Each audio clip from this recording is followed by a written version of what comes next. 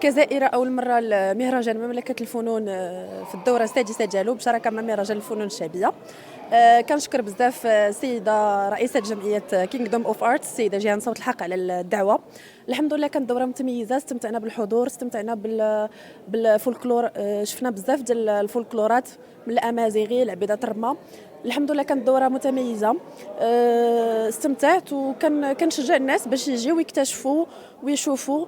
هذا الشيء تبارك الله كان مقدم بطريقه زوينه وكان تنظيم موفق. كنشكرهم بزاف على الدعوه.